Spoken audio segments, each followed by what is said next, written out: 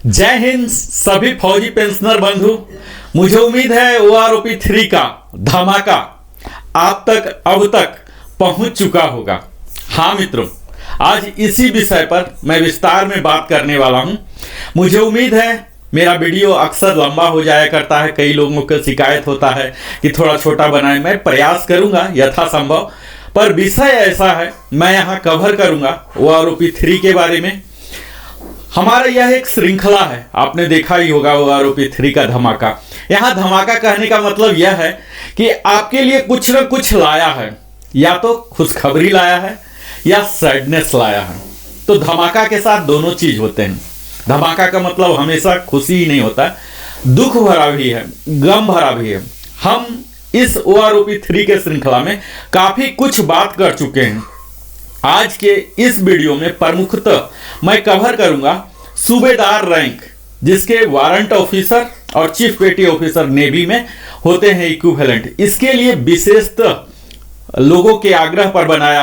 कई लोगों का ऐसा नैरेटिव है कि बेड़ा गर्क हो गया है सूबेदार साहब का। पिछले OROP 2 में भी उन्हें नजरअंदाज किया गया, 3 में भी किया गया।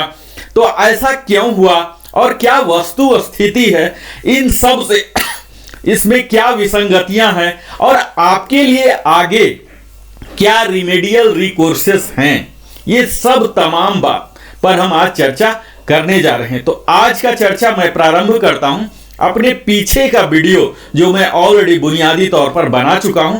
थोड़ा सा रिकैप कर दूं ताकि यह वीडियो जो पहली बार ही देखने आए हैं उन्हें थोड़ा सा OROP 3 का कंसेप्ट भी पता चल जाए। OROP 3 में जैसा कि हमने देखा कई प्रकार की विसंगतियां हैं, और इन विसंगतियों को अगर आप दूर करना चाहते हैं अपने रैंक के, अपने ग्रुप के, अपने क्वालिफाइंग सर्विस के लिए, तो इसके लीगल रिकोर्सेस क्या होंगे, रिमेडियल एक्शन क्या होंगे, इन सब पर भी मैं बात करने जा रहा हूं। मुझे उम्मीद है आप हमारे वीडियो से काफी लाभान्वित हो रहे होंगे। बहुत अच्छा रिस्पॉन्स मिल रहा है आप सबों को, बहुत बहुत धन्यवाद। 75,000 आज हमारे सब्सक्राइबर, हमारे फैमिली मेंबर्स की संख्या हो गई। यह आप सबों के सपोर्ट से ही संभव हुआ। मुझे उम्मीद है आप इसी तरह से सपोर्ट देते रहेंगे। हमारे चैनल को अगर पहली बार आए तो जरूर ही सब्सक्राइब करें, यह हमारा भी मनोबल बढ़ाता है। हम कितना परिश्रम करते हैं, रिसर्च करते हैं, ये सब का इनाम यही है जो आप लाइक करते हैं, सब्सक्राइब करते हैं। लोगों के साथ भी साझा करें। और मैं यहां बता दूं कि आप अपने कमेंट के द्वारा अपना पार्टिकुलर समस्या बता सकते हैं, पूछ सकते हैं, या अगर कुछ आपके पास आइडिया है तो वो बता भी सकते हैं। मैं प्रयास करूंगा यथाशीघ्र आपके सवालों का जवाब दूं, आपको सलाह दूं।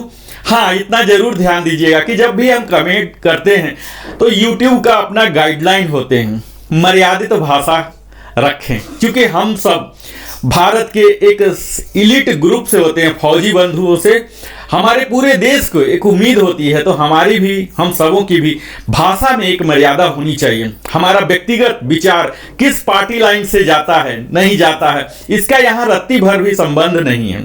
OROP 3 में जो वस्तु स्थिति है उस पर बात किया जाए, उसके पेचीदगी की, उसमें क्या कमियां हैं उसे लिखें, ताकि जो हमारे हायर अथॉरिटी हैं, ये सब भी सारे सोशल मीडिया का एनालिसिस किया जाता है, और वहां पर आपके जो भी पॉइंट्स हैं अगर जेन्युइन है तो निश्चित ही उस पर कार्य किया जाएगा। अभी तक का यही इतिहास रहा है कि लोगों की आवाज प्रजातंत्र में हमेशा उसकी ही प्रमुखता दी जाती है। तो आवाज उठाना बिल्कुल सही है, लेकिन भाषा थोड़ा सा मर्यादित हो तो बेहतर माना जाता है, और यही हमारा सभ्य समाज का एक प्रमुख पहचान भी होता है। तो आइए हम अब अपने विषय, मुख्य विषय वस्तु पर आते हैं। आज फिर से मैं बता दूं कि आपने अगर चैनल को सब्सक्राइब नहीं किया तो सब्सक्राइब कर लीजिए। और यह मुख्यतः मैं वीडियो समर्पित करने जा रहा हूं सूबेदार साहब, वारंट ऑफिसर साहब और चीफ पेटी ऑफिसर, उनके टेबल में क्या है, किस तरह से है, यह सब मैं दिखाने जा रहा हूं। आइए, तो आइए हम आज देखते हैं।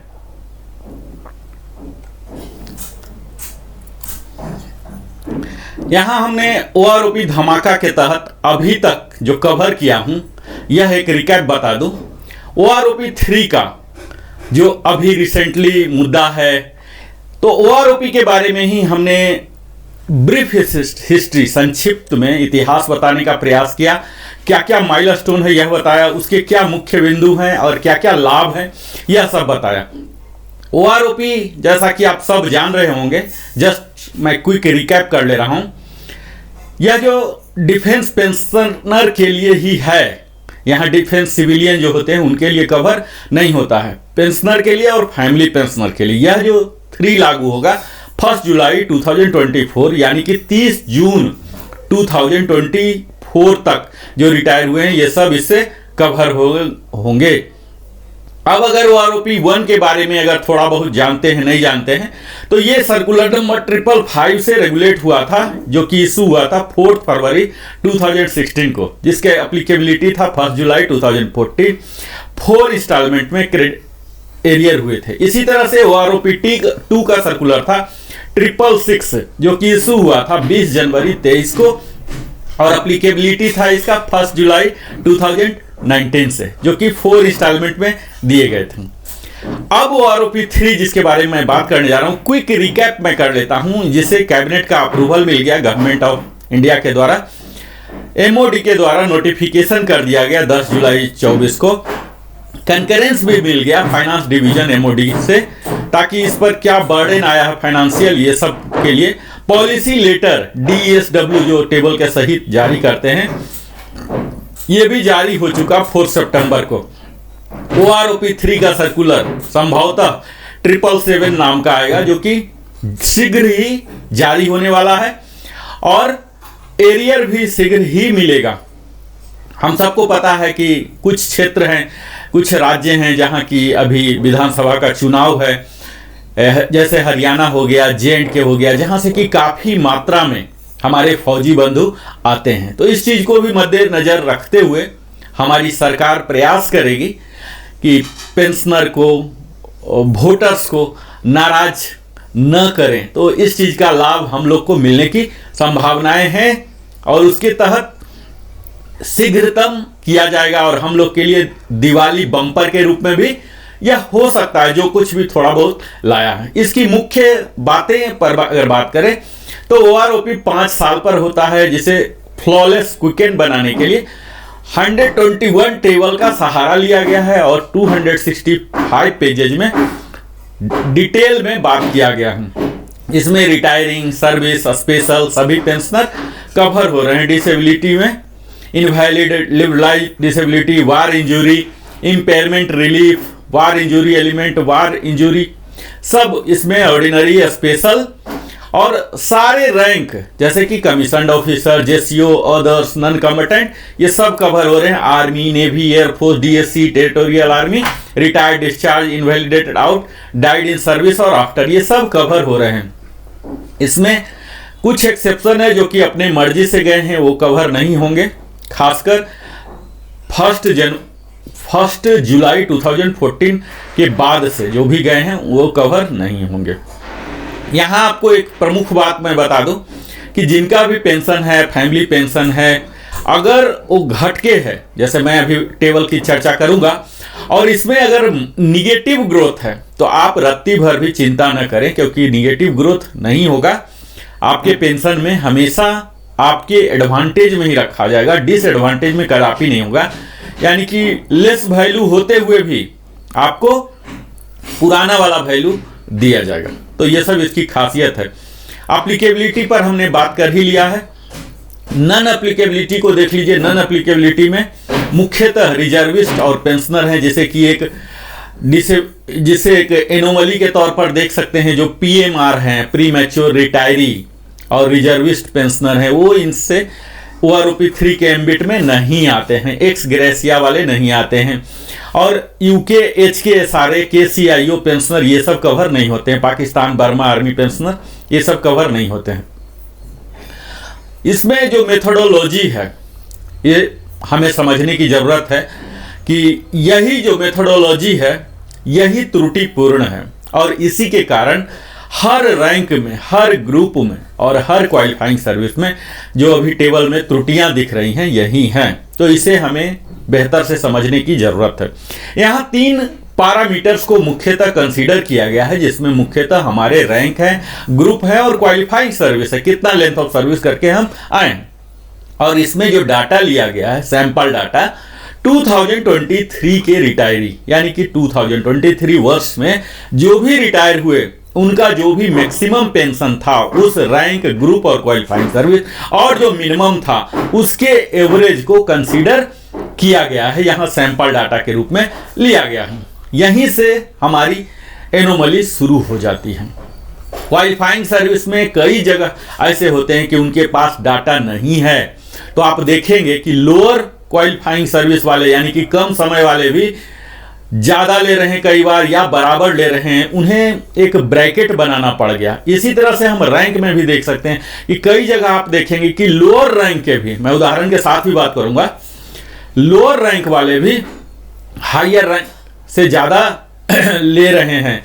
इसी तरह से कहीं कहीं देखा गया कि 10 साल हो गए, जैसे सूबेदार केस जो हमारे आज सब्जेक्ट का मुख्य टॉपिक है, तो पिछले 10 साल से रिवीजन ही नहीं हुआ। वो आरोपी 2 में भी कुछ भी नहीं मिला, 3 में भी कुछ भी मिलने की आसार नहीं है, तो ऐसा भी केस है। तो ये सब एनोमली है, एनोमली की बात में हम करेंगे। यहां यह देख लेना है कि जो भी इंस्ट्रक्शंस OROP 3 को थोड़ा सा प्रेसाइज डॉक्यूमेंट किया गया है, हालांकि 265 पेजेज हैं, लेकिन इसमें कई सारी बातें हैं जो OROP 1 में है, OROP 2 में है, वही एज इट इज इंस्ट्रक्शन रहेंगे। अगर उसमें बदलाव नहीं किया गया है तो यहां पर उसे मेंशन नहीं किया गया है। अब मैं सीधा आता हूं उन सारे टेबल पर, उन टेबल को एनालिसिस करूंगा, क्योंकि मैं अभी तक जस्ट एक क्विक रिकैप कर देता हूं। सिपाही और इक्विवेलेंट का टेबल हमने कवर कर लिया, जिसमें मुख्यतः एक लाइन में बोलता चलूं कि 10 इयर्स तक जो भी सिपाही रिटायर हुए हैं, खासकर 10 इयर्स में तभी रिटायर होने की नौबत आती है जब इनवैलिडेटेड आउट हो गए हैं, मेडिकल बोर्ड आउट हो गए, तभी ये सब की जरूरत होती है। तो यहां कोई खास इजाफा नहीं है, मैक्सिमम निगेटिव वैल्यू है। यानी कि आप यह कह सकते हैं कि जो भी इनवैलिडेट आउट हैं, स्पेशल पेंशन वाले हैं, ये सबको लिबरलाइज पेंशन वाले इसी कैटेगरी में सब आ जाते हैं, तो यहां पर उनको निगेटिव ग्रोथ ही है। हालांकि वाई ग्रुप में थोड़ा सा मिल रहा है, एक्स में ज्यादा ही है। अगला जब हम आगे जाते हैं तब थोड़ा सा ग्रोथ है। ग्रोथ यहां मुख्यतः आपको 4 डिजिट में दिखना शुरू होगा 14.5 ईयर्स के बाद सिपाही के लिए। तो ये सब हम विस्तार में जिक्र कर लिए हैं। 20.5 ईयर्स के बाद अंधाधुन है, 2890 है, जिसमें बहुत ही कम होंगे कि इसी रैंक में कोई रिटायर होता है। अगला हमने कवर किया था ऑनरी नायक। ऑनरी नायक में भी सेम वही ट्रेंड्स हैं। 10 साल तक बहुत ही ज्यादा नहीं दिख रहा, कई को निगेटिव भी दिख रहा है। जब हम आगे बढ़ते हैं यहां भी सेम 14.5 ईयर से, जहां से कि एक्चुअल रिटायर होने लग जाते हैं। पेंशनेबल जॉब ही इस तरह से है कि नेवी में 15 साल, आर्मी में 17 साल और एयरफोर्स में 20 ईयर्स के बाद ही रिटायर होते हैं। तो यहाँ 14.5 के बाद दिखने लगा है 4 डिजिट में 1675 का डिफरेंस आने लगा है। अगला ऑनरी नायक है। ऑनरी नायक LAC लीडिंग, इसमें 20 के बाद तो कोई होते नहीं है, तो यहाँ भी अंधाधुन जो कि ट्रिक दिखाया गया है यहाँ 2890, जो कि कोई एलिजिबल नहीं होंगे। अगला रैंक है नायक एंड इक्विवेलेंट, जिसमें आर्मी में काफी लोग इसमें जाते हैं, लेकिन 10 साल तक कोई नहीं जाते हैं। 10 साल तक जाने वाले जो भी होते हैं ये लिबरलाइज पेंशन वाले, मेडिकल बोर्ड आउट वाले, स्पेशल पेंशन, इस तरह के किस्म के ही होते हैं। तो इन सब को अगर कोई रहे हैं 1%, आधा % ही जो भी, तो यहाँ उनका निगेटिव ग्रोथ है। वाई ग्रुप में थोड़ा सा नेग्लिजिबल अमाउंट डबल डिजिट में दिया गया है, तो ये भी एक part of some sort of anomaly मान सकते हैं। यहाँ भी उसी तरह से देख सकते हैं कि 17 साल तक अगर आर्मी से कोई 17 साल एग्जैक्टली गए हैं, स्पेशली इस एक्स ग्रुप से, एक्स ग्रुप के हालांकि बहुत कम ही होते हैं, तो अगर कोई गए हैं 17 साल तक तो इन्हें निगेटिव ग्रोथ मिला है, यानी कि कोई भी लाभ OROP 3 से नहीं होने वाला। हालांकि वाई ग्रुप में कुछ दिया गया है, लाभ शुरू होता 17.5 से एक्स ग्रुप में, और वाई ग्रुप में शुरू हो जाता है 16.5, यानी कि आर्मी के जो अधिकतर वाई ग्रुप में होते हैं, जैसा मैं समझ पा रहा हूं, तो यहां से इनको थोड़ी सी बढ़ोतरी हुई है 1381। तो ये तो है नायक का। इसी तरह से 20.5 जो कि बहुत कम ही होते होंगे, सारे हवलदार बन ही जाएंगे। 2075 यहाँ अच्छा खासा ग्रोथ दिख रहा, और 22 ईयर्स के बाद तो 4025 रुपीज का है, जो कि एक जस्ट झांसा आप कह सकते हैं, झांसा के रूप में यहाँ दिखाया गया। वाई ग्रुप में भी एक अच्छा खासा ग्रोथ है। अब मैं ऑनरी हवलदार की बात करूंगा, जहां की 10 साल तक निगेटिव ग्रोथ ही है एक्स ग्रुप में, और वाई में हल्का सा है। यहां भी सेम इसी तरह से 17.5 के बाद 360 का ग्रोथ है, और उसके बाद थोड़ा सा ग्रोथ दिख रहा है। फिर ग्रोथ एक्चुअल 20.5 से 2075, और सेम वही ट्रिक इन्होंने लगाया है 22 साल के बाद 4025 आ रहा है। वाई ग्रुप में भी अच्छा खासा है, 1937 का ग्रोथ है। हमने पिछले वीडियो में हवलदार इक्विवेलेंट को पूरे ही विस्तार में लिया है, तो इसलिए मैं यहाँ काफ़ी स्किप करना चाहूँगा, क्योंकि मुख्य टॉपिक मैं सूबेदार पर पहुँचना चाहता हूँ। 10 साल तक यहाँ निगेटिव ग्रोथ है एक्स ग्रुप में, वाई ग्रुप में थोड़ा सा है 3 डिजिट में।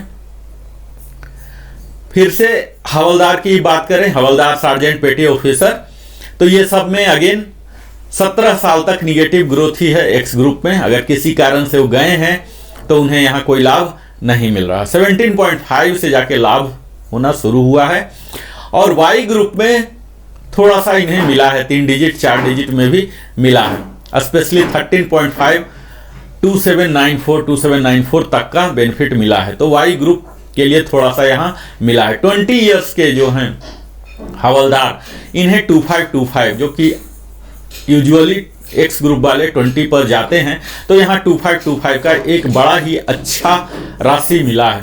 इसी तरह से वाई ग्रुप को भी एक अच्छा राशि 2756 मिला है, जो कि अभी तक के 20 में मैक्सिमम जाते हैं एयरफोर्स के, नेवी के भी, उन्हें अच्छा खासा, खासकर एयरफोर्स के लिए यह टेबल बड़ा ही अच्छा माना जा सकता है। उसके बाद 20.5 में 1650 हो रहा, 21 में 2000, और 22 ईयर्स 1675, और 23 में भी 1675 ही करके पूरे 28 साल तक किया गया।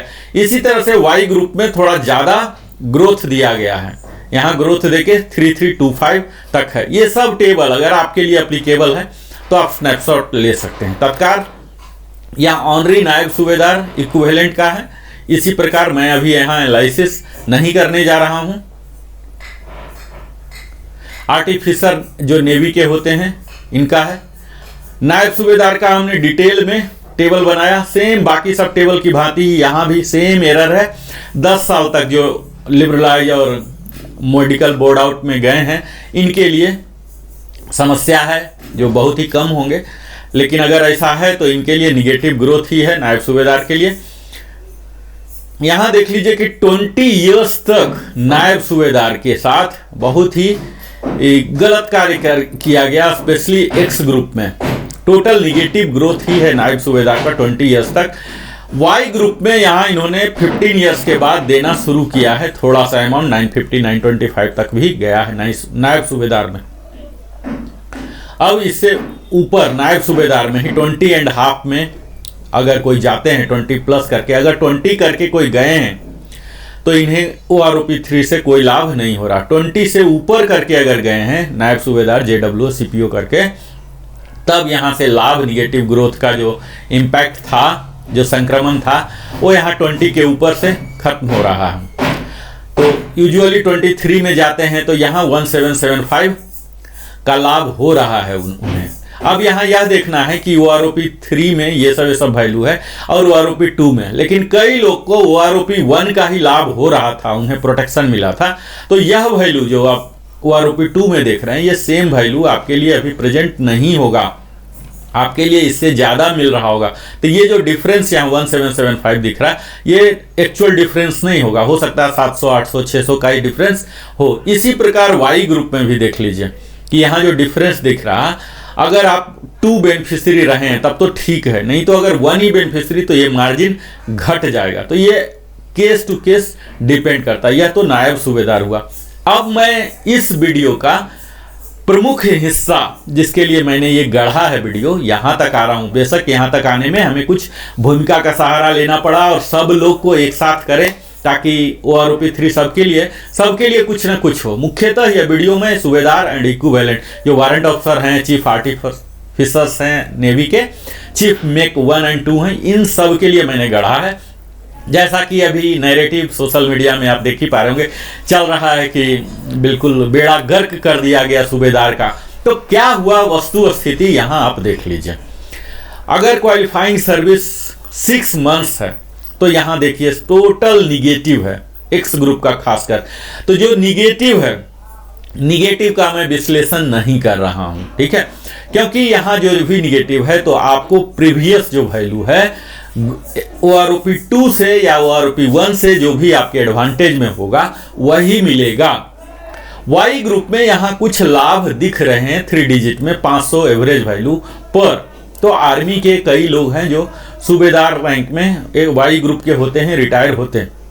लेकिन यहाँ यह देखने की बात है कि जो सूबेदार डायरेक्ट हवलदार से रिटायर हुए या नायब सूबेदार बने डायरेक्ट, जो कि बहुत ही कम पोस्ट होते हैं, वही इतना कम में जाएंगे। और इतना कम में जा रहे हैं यानी कि मेडिकली बोर्ड आउट हुए हैं या किसी इनवैलिडेशन इनएलिजिबिलिटी के कारण हुए हैं। तो ये सब बहुत ही रेयर केस है, इसलिए मैं इसे आगे बढ़ता हूं। अब आगे बढ़ने से भी जहां से कि ये सब रिटायर होने लग जाते हैं 10.5 से भी बहुत कम होते हैं, लेकिन जो भी हैं अगर हैं तो यहाँ 19 ईयर्स तक मैं इस टेबल में देख पा रहा हूं टोटल निगेटिव वैल्यू है एक्स के लिए। यानी कि बहुत बड़ी त्रुटि आप कह सकते हैं कि सूबेदार के साथ किया गया है। अब यह यहाँ बात सोचने की है कि सूबेदार रैंक 2023 में रिटायर हुए नहीं हुए, ये बात इमेटेरियल है। उस 2023 के दौरान सेवा में इन सर्विस तो सूबेदार रहे ही होंगे, उस क्वालिफाइंग सर्विस वाले, उस रैंक के, उस ग्रुप के, तो सैंपल वहां से लिया जा सकता है। ऐसा तो है नहीं कि सर्विस में ही कोई नहीं है। तो उस सेवा में जो है उनके वैल्यू को लेके जो भी कंसीडर किया गया है यहाँ पेंशन के लिए, जो जो एलिमेंट हैं, मूल हैं, एमएसपी हैं और जो जो एलिमेंट है, ये सब को आप 50% कर दीजिए तो आपको यहाँ सूबेदार रैंक का भी मिल जाएगा। तो यहाँ बड़ा ही अकाल हुआ है। और इन्होंने हर टेबल में OROP 2 में भी इसी तरह से OROP 2 में, OROP 3 में सूबेदार के साथ इस तरह से कुछ अनुचित, आप समझिए अनुचित क्रिया किए हैं। अब यहाँ यह देखना है कि अगर ये सर्विस होल्डर वाले का सैलरी का डाटा ले लेते उस qualifying service, how much he is drawing, तो अपने आप पेंशन का डाटा 50% कर दीजिए, मिल जाएगा। तो ऐसी कोई कमी की बहाना नहीं कि वहां पर कोई सैंपलिंग डाटा नहीं था। तो एक्स ग्रुप के साथ तो बहुत ही ज्यादा किए। हालांकि यह आप कह सकते हैं कि 19 ईयर्स तक बहुत कम लोग होंगे जो वारंट ऑफिसर बन भी गए और बन के रिटायर भी हो गए। ऐसे पॉसिबिलिटी बहुत ही कम होते हैं, क्योंकि आर्मी में तो सूबेदार बनने के लिए जो मिनिमम क्वालिफाइंग सर्विस है यही इससे ज्यादा होगा। तो इसमें बहुत ही कम आएंगे, रेयर आएंगे। यहां देख लीजिए वाई ग्रुप में इन्हें काफी कुछ मिल रहा, लेकिन 17.5 में देख लीजिए कि यहाँ 0 है। ये अचानक 0 कैसे हो जाता है हमें मतलब समझ से परे है। जबकि होना यह चाहिए था कि हम सब OROP का कयास क्यों लगा के बैठे हुए हैं, OROP 1, 2, 3, यानी कि हमारे लिए लाएगा, हर किसी के लिए कुछ न कुछ लेकर आएगा। इसी उम्मीद से हम लोग इतना एक्टिव रहते हैं सोशल मीडिया में। तो इस तरह की फार्मूला लगाना चाहिए, और फार्मूला तो बड़ा ही सिंपल है। हर वर्ष 3% इंक्रीमेंट होते हैं सेंट्रल गवर्नमेंट में, है ना। तो 5 साल पर आ रहा तो 15% हो गया, तो 15% सैलरी में हो रहा, तो सैलरी का आधा होता है, तो 7.5% कर दीजिए। तो मिनिमम हर रैंक में, हर ग्रुप में 7.5% की बढ़ोतरी तो होनी ही चाहिए, उसमें क्या संदेह है। लेकिन यहाँ 0 वैल्यू आ रहे हैं, तो यहाँ कहीं न कहीं त्रुटिपूर्ण है। अब यह देखने की बात है कि इंटेंशनली, ताकि जो आर्थिक बोझ पड़े सरकार पर, इस आर्थिक बोझ को घटाने के लिए किया गया है, या कहीं न कहीं इरोनियस है उसके प्रोग्रामिंग में, फार्मूला में, या टर्म ऑफ रेफरेंस जो इन्होंने बनाया है OROP के लिए, इसमें त्रुटि है। कहीं न कहीं त्रुटि तो है। अगर किसी को नुकसान हो रहा है तो कहीं न कहीं कोई कमी है, और इस कमी को भरपाई करने की जिम्मेवारी भी इन्हीं अथॉरिटी को जाता है, ताकि कोई भी डिसएडवांटेज नहीं हो। आप यहाँ यह देख पा रहे हैं कि सूबेदार ने क्या कोई अपराध किया है, कोई ऐसा गलत कृत्य किया है, देश के अहित के लिए किया है क्या? ऐसे कई लोग हो सकते हैं जो डिमोरलाइज हो सकते हैं। आप सोशल मीडिया पर देख सकते हैं कि कितने फ्रस्ट्रेशन भरे हुए ऐसे अमर्यादित वाक्यों का इस्तेमाल किया जा रहा है सूबेदार के द्वारा और उनके इक्विवेलेंट रैंक।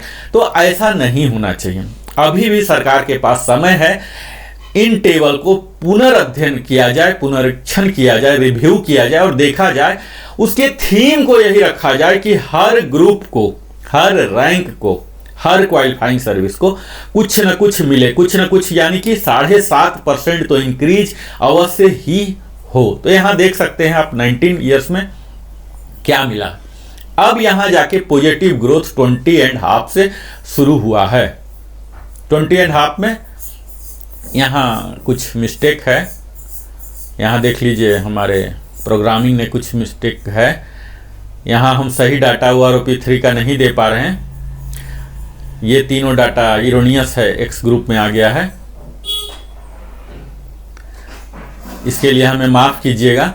23 ईयर्स में यहाँ 32,000 है, तो यहाँ 1050 की बढ़ोतरी है। यहाँ 23.5 के लिए 250 है। यहाँ फिर से 1700 का निगेटिव ग्रोथ है। तो यहाँ पूरे में आप देख पा रहे होंगे कि ऑलमोस्ट निगेटिव ग्रोथ है। हालांकि वाई ग्रुप में थोड़ी सी बढ़ोतरी है 750 रुपीज की, 475 रुपीज की, है ना, 500 रुपये की 30 साल में जाके अगर करते हैं कोई सूबेदार तो ये आप कह सकते हैं कि यहाँ इनके लिए संतोषप्रद या तो कुछ भी नहीं मिला। यूजुअली सूबेदार जो रिटायर हुए हैं 24 या उससे ज़्यादा होंगे तो 250 रुपया या 750 रुपया मिल रहा, तो जिसे आप नेग्लिजिबल कह सकते हैं। आप सूबेदार हैं तो आप इस स्क्रीन का स्नैपशॉट ले सकते हैं ताकि आप कंपेयर कर सकते हैं कि किस क्वालिफाइंग सर्विस के लिए आपको है। और यहाँ जो राउंडिंग है आपको मालूम ही होगा राउंडिंग ऑफ किस तरह से करते हैं। 20.5 में वो आएंगे जो कि 20 ईयर्स और 3 महीने से एक दिन भी ज़्यादा किए हैं तो, और 6 महीने तक। और फिर से अगर 20 ईयर्स और 6 महीने से ज़्यादा, ठीक है, और 20 ईयर्स 9 महीने से कम तो यहीं पर आएंगे। और अगर 20 ईयर्स 9 मंथ से एक दिन भी ज़्यादा हो गया है तो 21 ईयर्स का होंगे। इस तरह से इसका राउंडिंग ऑफ होता है। तो यहाँ आप देख पा रहे होंगे कि बड़ा ही उदास करने वाला है टेबल सूबेदार साहब के लिए।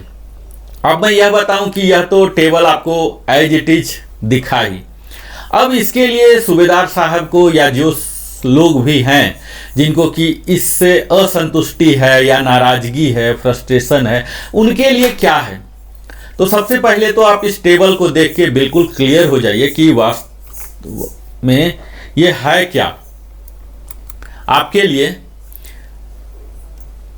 कैसे आप इसे एडवांटेज में बदल सकते हैं। तो इसके लिए यह है कि आप सबसे पहले तो टेबल को अध्ययन करें, उसके बाद आप मीडिया में जहां जहां भी डाल सकते हैं इसको हाईलाइट करें और इसका प्रेजेंटेशन दें। आप अपने रिकॉर्ड ऑफिस को दें, PCDA इलाहाबाद को दें, DSW को दें, MOD को दें और भी हायर अथॉरिटी को अपने प्रेजेंटेशन को सारे मेरिट के साथ अपने केस टू केस करके दें। और इसे अगर मास में दें तो निश्चित ही है यह लाभप्रद होंगे, क्योंकि एक सूबेदार की जो सेवा में जिम्मेवारी होती है इससे हर कोई अवगत है और इसको सम्मान मिलना चाहिए। पेंशन हमारा ऐसा है कि यह इतनी मात्रा अवश्य होनी चाहिए कि समाज में हम एक प्रतिष्ठित होकर एक सम्मान पूर्वक अपनी जो कॉमन मिनिमम जो ज़रूरत होती है इसकी पूरा तो अवश्य ही करें।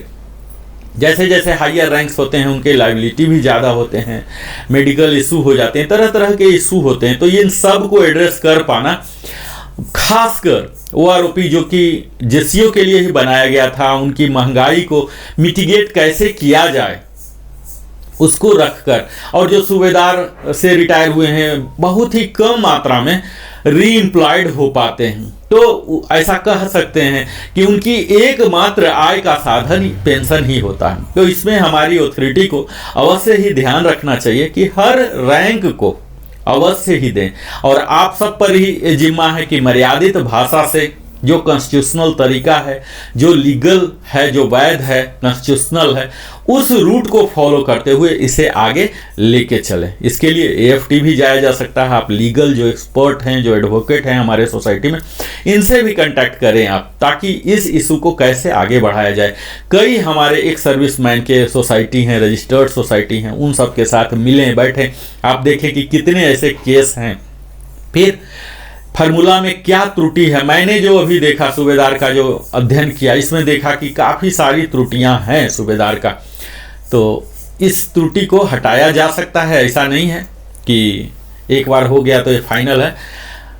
सर्कुलर बनने के बाद भी रिवीजन आते हैं तो कई चेंजेस होते हैं, और इसी सकारात्मक सोच के साथ आप भी आगे बढ़ें। अगला वीडियो में मैं एक्सक्लूसिव सूबेदार मेजर और उसके इक्विवेलेंट को कवर करने जा रहा हूं। तो बहुत बहुत धन्यवाद। अगर आपने अभी तक मेरे चैनल को सब्सक्राइब नहीं किया है तो अवश्य ही सब्सक्राइब कर लें, लाइक करें, कमेंट करें। और यहाँ आप देखेंगे कि मैंने प्रयास किया कि हर रैंक का एक संक्षिप्त विवरण आपको दे सकूं। सूबेदार के लिए तो मैंने खास पूरे टेबल को एनालिसिस किया। इसके साथ भी कई तरह की विसंगतियां हैं, जो कि सिर्फ विसंगतियां पर मैं बात करते रहूं। मेरा प्रयास होता है हर वीडियो में आपको यथावत जिस तरह से तथ्य है उसको मैं प्रस्तुत करूं, उसका विश्लेषण करूं, उसमें क्या क्या कमियां हैं उसे सामने लाऊं, उसके कमियों को दूर करने के लिए हमारे ऊपर या और क्या ऑथोरिटी हैं इनको कैसे कर सकें। एक बहुत ही बड़ा इशू है, पहले से ही चल रहा है, जो कि एमएससीपी का है, प्री 2006। इस पर सरकार को काफ़ी गहन अध्ययन करना चाहिए। अगर कुछ बोझ भी पड़ रहा तो बोझ सह लेना चाहिए, क्योंकि जो एमएससीपी का कंसेप्ट है पोस्ट 2006 है। अब ये तो आरओपी के कंसेप्ट के अगेन खिलाफ चला जाता है कि 2006 के बाद वाले को उसका एडवांटेज मिलेगा और उससे पहले वाले का एडवांटेज नहीं मिलेगा। तो ये अपने आप में ओआरओपी का जो मुख्य थीम है, इससे डेविएशन हो जा रहा है। दूसरा चीज ये हो जा रहा है कि अभी जो टेबल नंबर 8 मैं अगला बात करूंगा, टेबल नंबर 8 जो आया है, अभी तो ये टेबल नंबर 7 का वीडियो है, टेबल नंबर 8 पर मैं जाऊंगा तो वहां भी देखिए विसंगतियां हैं कि जब वो आरोपी तो फिर से उन्होंने एक्स ग्रुप के लिए डिस्क्रिमिनेट किया है। तो इस तरह से कई विसंगतियां हैं जिसको कि हम धीरे धीरे आपके समक्ष प्रस्तुत करूंगा। और मुझे उम्मीद है आप हमारे साथ इसी तरह से जुड़े रहें। मेरा भी हौसला आप जाए करते रहें, सब्सक्राइब करें। हमारा जोश जो है आपके सब्सक्रिप्शन और लाइक पर ही है, यही हमारे लिए दक्षिणा है, समझिए। आपने अपने जीवन का बहुमूल्य समय हमारे साथ बिताया, इसके लिए दिल की गहराइयों से धन्यवाद। और फिर मिलता हूं नए वीडियो के साथ, फिर से इसी श्रृंखला को जारी रखूंगा। आज सूबेदार साहब का हमने कवर किया, अगले दिन यानी कि कल सूबेदार साहब मेजर सूबेदार का हम कवर करेंगे। तो अब हमें सूबेदार मेजर साहब का कवर करेंगे, एसएम साहब का। अब हमें इजाज़त दीजिए, बहुत बहुत धन्यवाद।